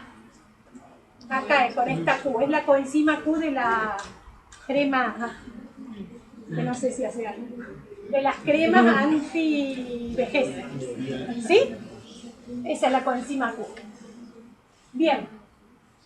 Complejo 1 le cede a la coenzima Q, o a la ubiquinona, nunca al complejo 2. ¿Queda claro eso? Bien. El complejo 2 cataliza la reacción de succinato a fumarato. ¿Qué reacción es esta? ¿Es una reacción de qué? Del ciclo de Krebs. ¿Queda claro? Bien. Entonces, ¿cuál va a ser el aceptor de electrones que tenga este complejo? El FAR. ¿Sí? Que después le va a pasar a proteína ferrosulfurada y después le pasa a la ubiquinona. ¿Queda claro? ¿Cómo se llama el complejo 2? Succinato deshidrogenasa. Fácil. ¿No? Bien. De la ubiquinona le cede al complejo 3. El complejo 3 entonces recibe de la ubiquinona y le cede al citocromo C, que es este, que se va moviendo, es una proteína que se va moviendo, ¿lo ven? Bien. El complejo 3, ubiquinona, citocromo C, óxido reductasa. Y el complejo 3 le cede al citocromo C, que es este en morado, que le cede al complejo 4, que reduce el oxígeno a agua. ¿Sí? Sí, espérame 2 segundos que termino la idea.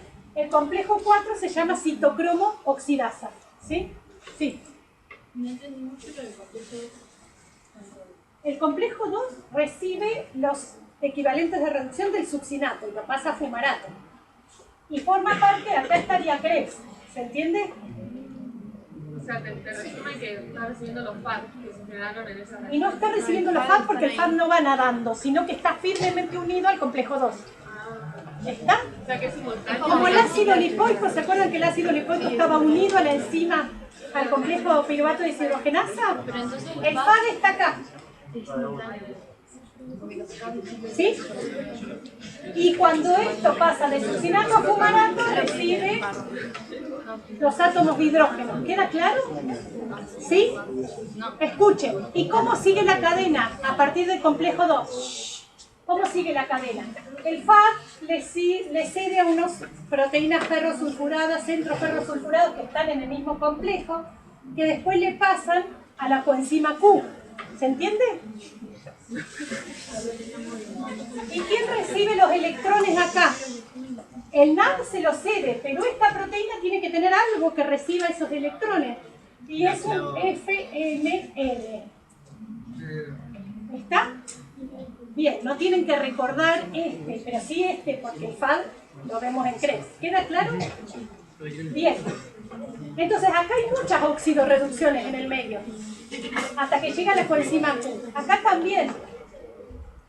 Lo importante que me faltó decir es, ¿qué son estas rayas que dicen 4 protones, 2 protones? El gradiente es el gradiente. Es la translocación de protones que se dan en el complejo 1, 3 y 4. ¿Queda claro? ¿De dónde saco la energía para traslocar protones en contra de su gradiente? De nuevo pregunto. ¿De dónde saco la energía para traslocar protones en contra de su gradiente? Porque en el espacio intermembrana se empiezan a acumular. ¿De dónde saco? Los electrones. Del flujo de electrones por la cadena, porque estas son todas pequeñas oxidorreducciones. ¿Y las oxidorreducciones qué liberan? Energía. ¿Y la energía para qué se utiliza? Para bombear protones en contra del gradiente. ¿Queda claro? Bien. ¿Quién recibe los electrones en el complejo 2? Los electrones en cualquiera, los equivalentes de reducción en todos los complejos, van pasando por muchos ¿Pero cuál recibe? transportadores. ¿En el 1 el FMN y en el 2? ¿Qué? ¿El FAD? El FAD. Es el FAD que se genera en Krebs. O sea, el FAD se Es el genera mismo cuando FAD. se pasa de succinato A fumarato. a el FAD hace ¿Sí? Bueno, esto no se asusten. Está en inglés. Escuchen, es solamente para que se den cuenta que miren el complejo 1, la masa en kilodaltos que tiene, 850, es un complejo enorme, ¿sí? Y que tiene 42 subunidades proteicas, es decir, cada una con su amino y carboxilo terminal, ¿sí? ¿Y qué grupos prostéticos tiene? FMN y partes centroferrosulfurado. No lo tienen que saber, es para entender qué está pasando, ¿sí?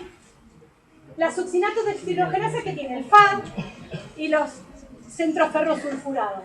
La ubiquinona es la ubiquinona, ¿no es cierto? Es ella. No tiene nada. Pero no está acá, pensé que estaba acá. Este complejo 3 sí, tiene hemos y tiene ferrosulfurados, ¿sí?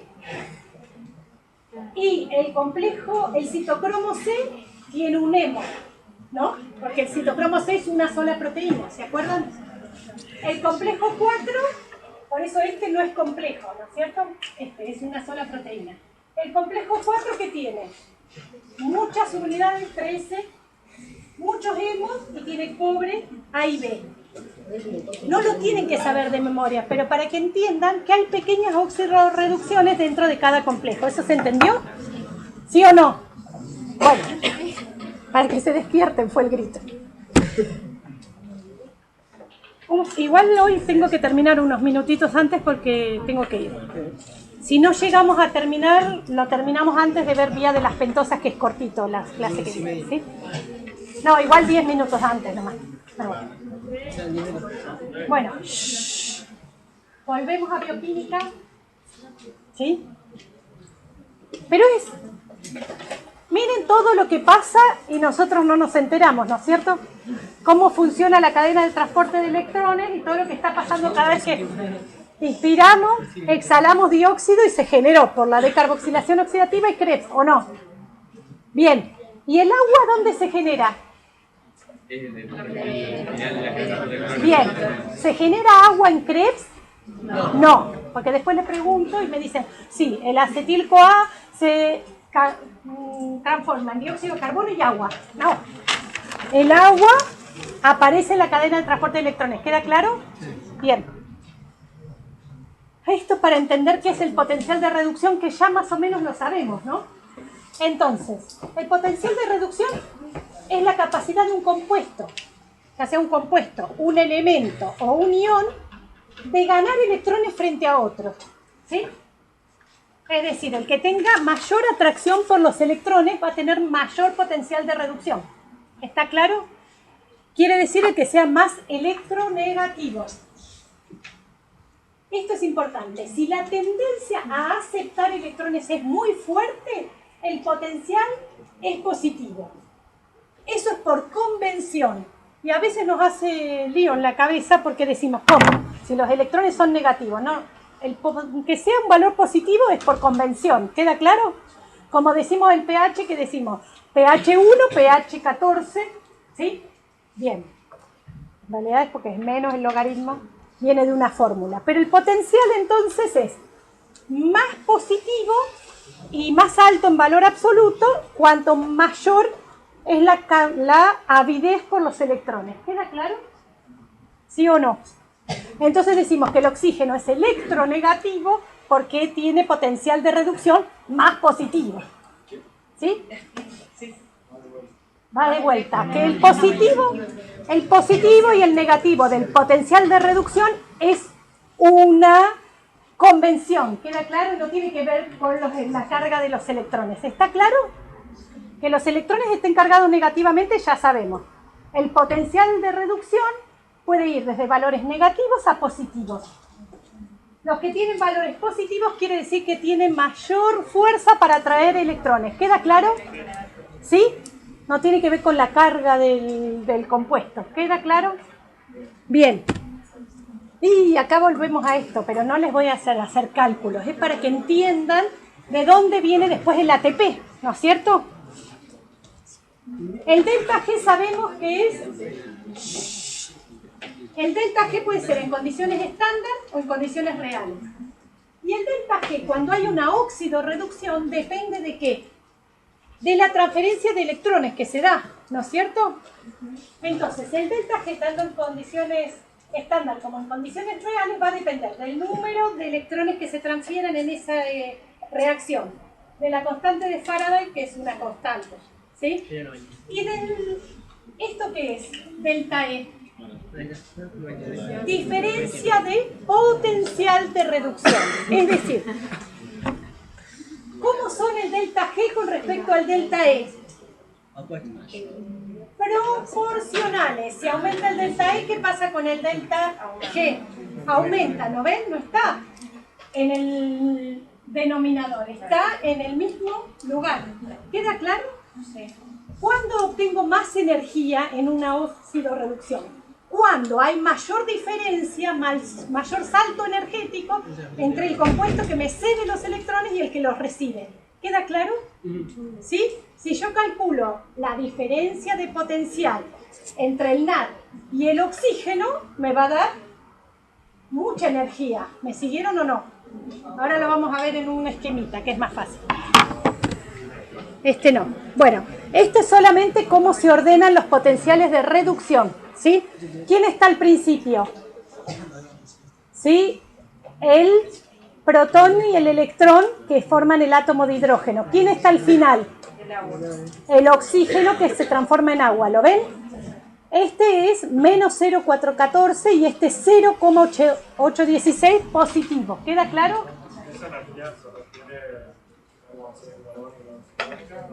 Sí, la energía que se libera en la óxido-reducción. ¿Cuándo?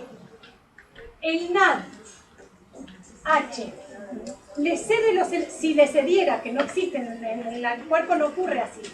si ese NADH le cediera los electrones directamente al oxígeno para formar agua, el salto energético, la liberación de energía sería mucha. ¿Por qué? Porque pasamos de este potencial a este.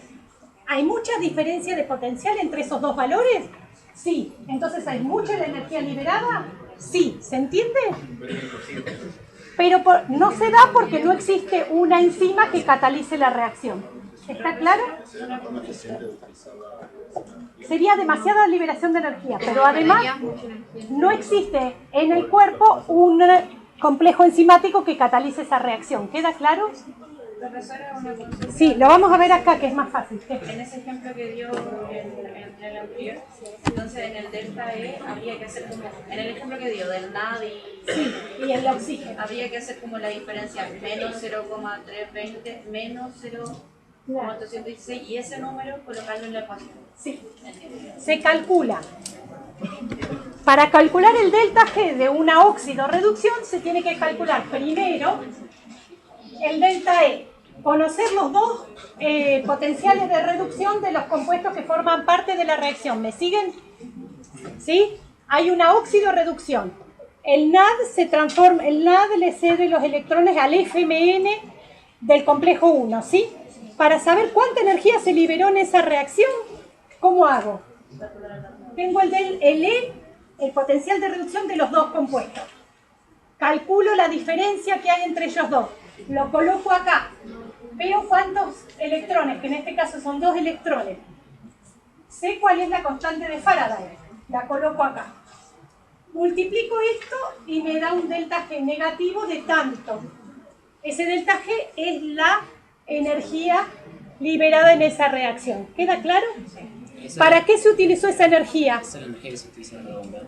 Para bombear protones. La energía de ese más todas las transportes a las proteínas ferrosulfuradas y a todo lo que pasa en ese complejo. ¿Está claro? Es decir, ¿cuándo se libera más energía? Cuando este valor es el mayor. Cuanto mayor es la diferencia de potencial de reducción entre dos compuestos, mayor es la energía que se libera cuando se traspasan los electrones. ¿Se entendió? ¿Sí o no? Estos conceptos, ¿por qué son importantes? Porque tenemos que ver de dónde viene la energía que después usamos para sintetizar ATP. ¿Sí? No tienen que saberse los potenciales de reducción, pero tienen que saber que el mayor es el del...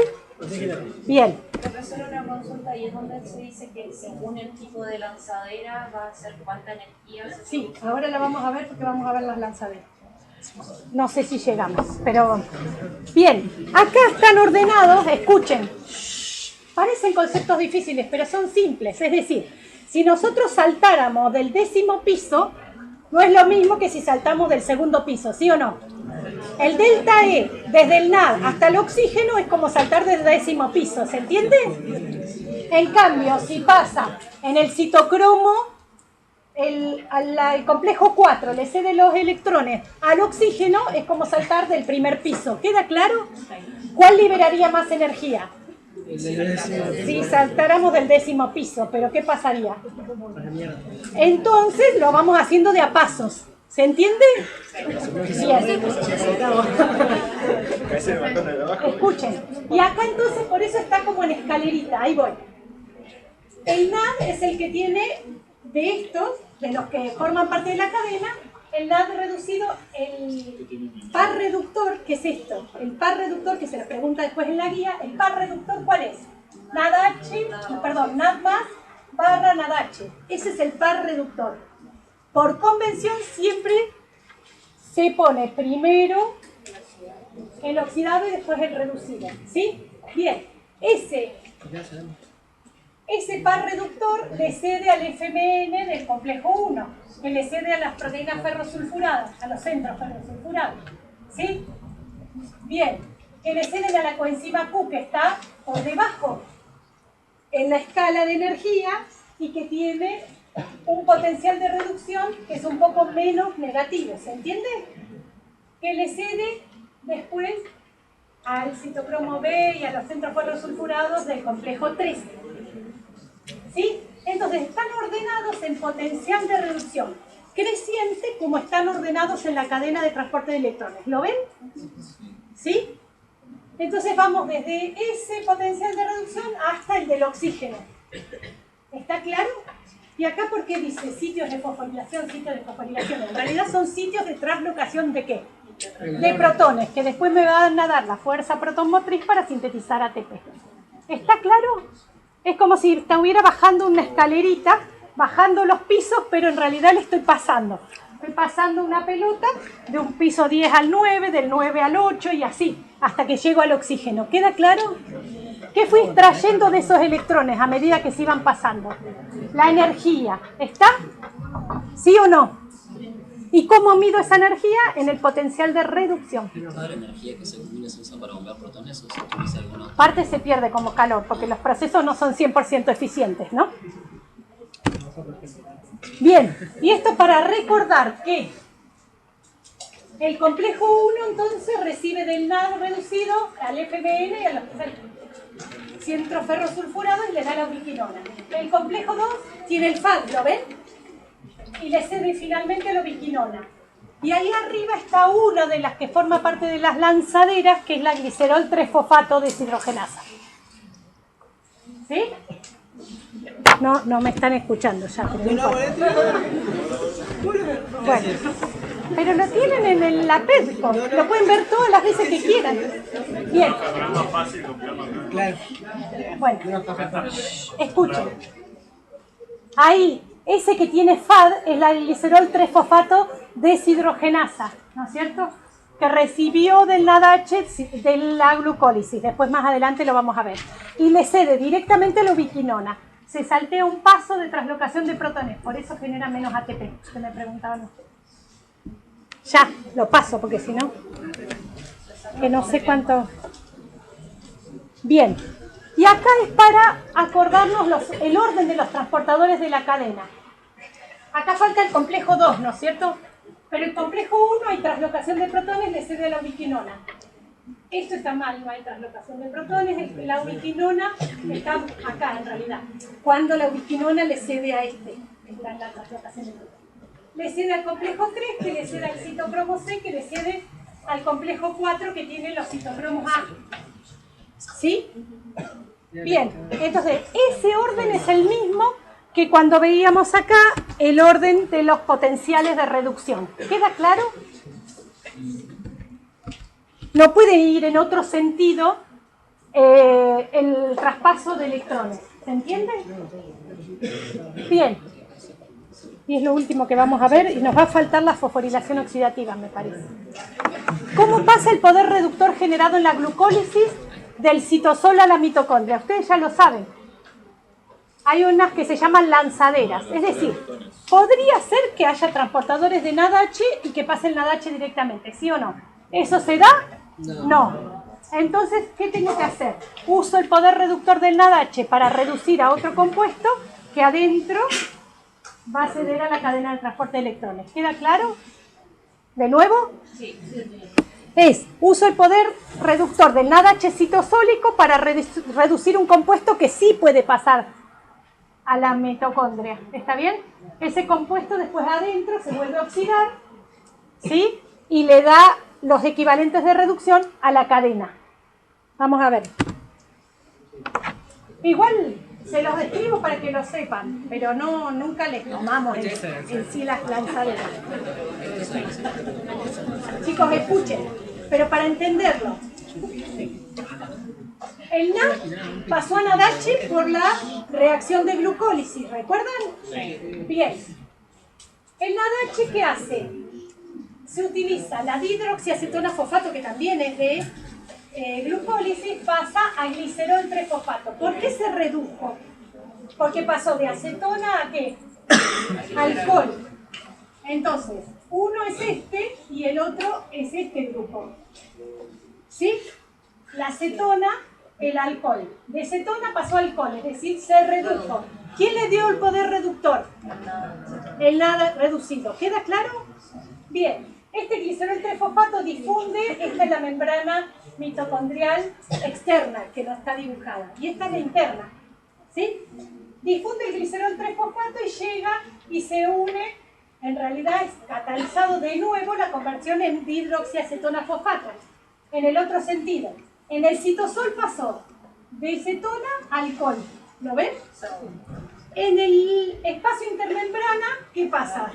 De nuevo acetona. ¿Sí? Se oxida. Nada, porque es puro polo. La membrana externa de la mitocondria no es selectiva. ¿Sí? Pasa todo. El problema es la membrana interna de la mitocondria, que es selectiva. ¿Sí? Y entonces es esta glicerol 3-fosfato deshidrogenasa mitocondrial vuelve a convertir el glicerol 3-fosfato en dihidroxiacetona fosfato. ¿Y cómo lo hace? Escuchen, tiene un FAD para hacerlo. Ese FAD le cede los electrones ¿a quién? A la ubiquinona, que le cede al complejo 3. Entonces me salteo un paso de translocación de protones. ¿Cuánto ATP genero? 2. ¿Sí? ¿Se entendió? La lanzadera del glicerol 3-fosfato es de glicerol a acetona, de acetona de nuevo a glicerol, ¿sí? Al revés. De acetona a glicerol en el citosol, de glicerol a acetona de nuevo en la mitocondria, ¿sí? Y esta es la otra que se llama lanzadera de malato-aspartato. Es más compleja, pero no importa en detalle. La cuestión es que esta lanzadera utiliza NADH citosólico. ¿Lo ven ahí en el citosol, en NADH? Lo utiliza para transformar el oxalacetato en malato. El malato entra. ¿Y en qué se convierte el malato en la mitocondria? Viene del fumarato, pero acá viene de afuera, del citosol. Y el malato se convierte de nuevo en oxalacetato por la enzima de Krebs, ¿o no? Y el oxalacetato, ahora vamos a ver que vuelve como un aminoácido, es aspartato que sale y después se convierte de nuevo en oxalacetato. Todo eso es porque el oxalacetato no tiene transportador. Entonces, entra como malato, que está reducido, se oxida oxalacetato y genera dentro de la mitocondria. Lo importante es que afuera de la mitocondria se consume un NADH, ¿sí o no? Adentro de la mitocondria, ¿qué se genera? Un NADH. Ese NADH, ¿a quién le cede los equivalentes de reducción? Al complejo 1 de la cadena. ¿Qué quería yo que pasara? Yo quería pasar el NADH del citosol a la mitocondria.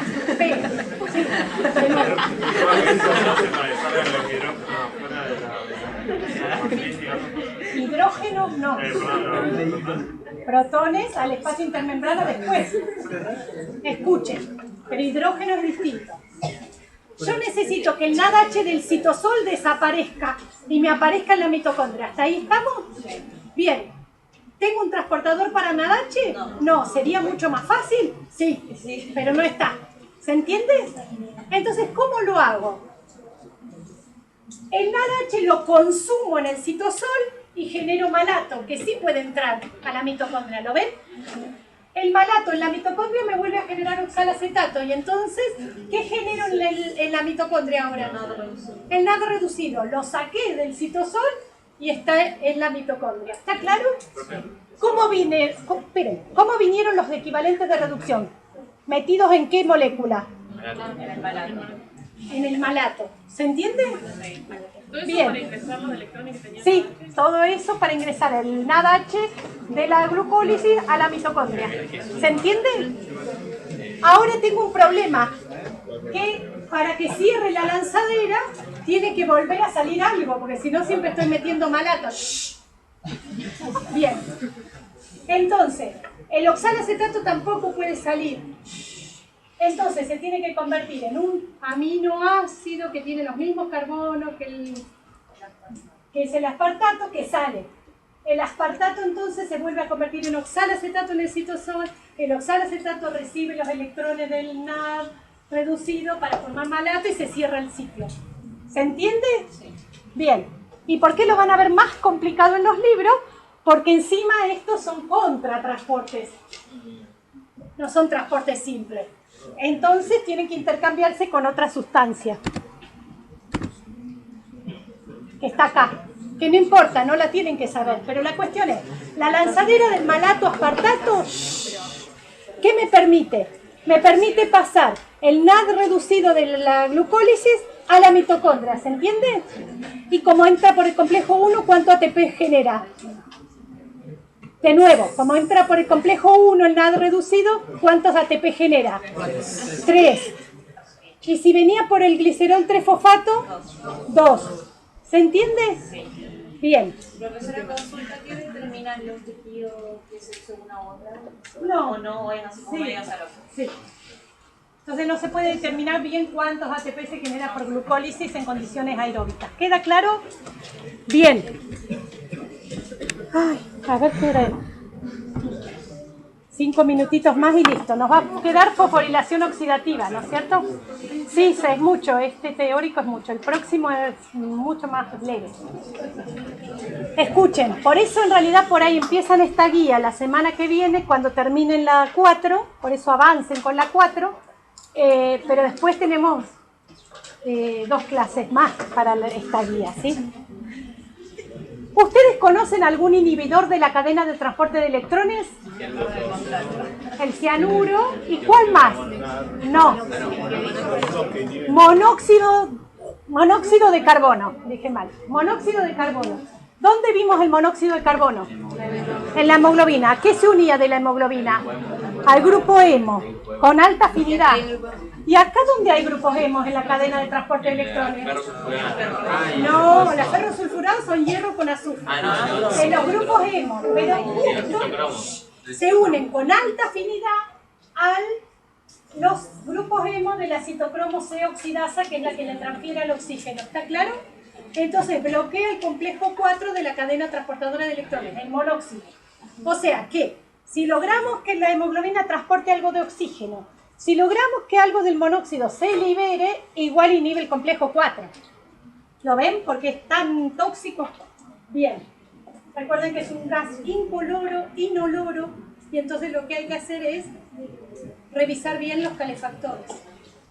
¿Sí? Y no tener combustiones incompletas ni de leña ni de nada dentro de las casas. Bien. También el cianuro bloquea en el complejo 4 y las acidas, que son otros venenos. ¿Sí? Bien.